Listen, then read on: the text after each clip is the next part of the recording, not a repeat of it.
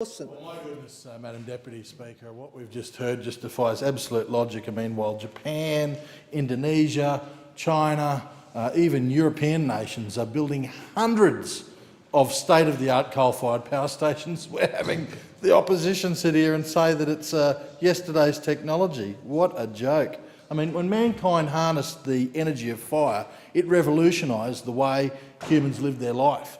We didn't shift to that technology, fire, because there was a tax on the coal or because of a ban on raw meat.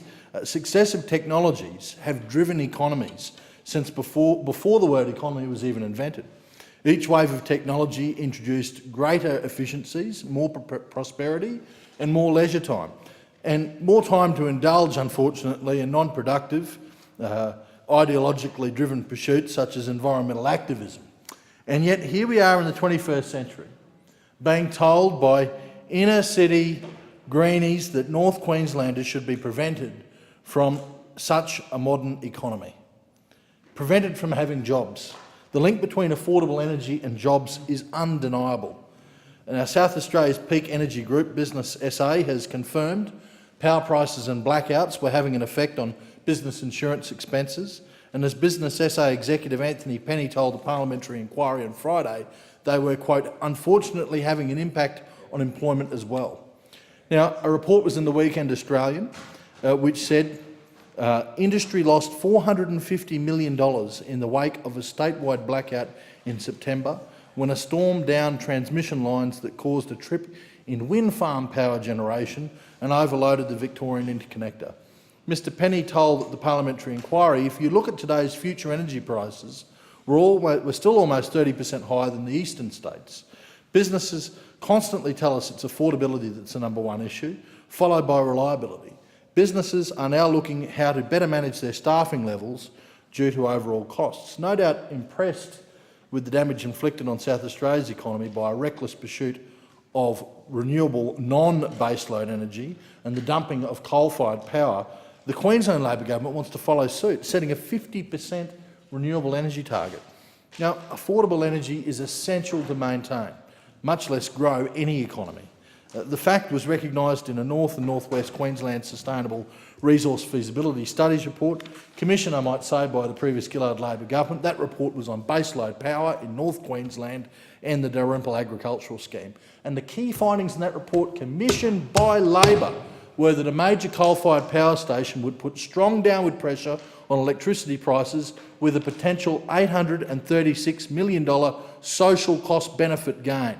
The report found that such a coal-fired power station would be commercially viable if it was built at the mouth of a coal mine in the Galilee Basin, the same Galilee Basin that people like the previous speaker secretly oppose, even though their leader says something different.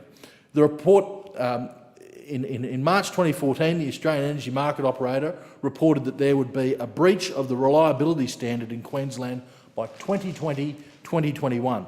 There wouldn't be enough generation capacity to actually meet demand. So building extra capacity in the system is an imperative. And if we're to learn anything from South Australia, the extra capacity cannot come at the expense of reliability and affordability. Coal is reliable and it's affordable.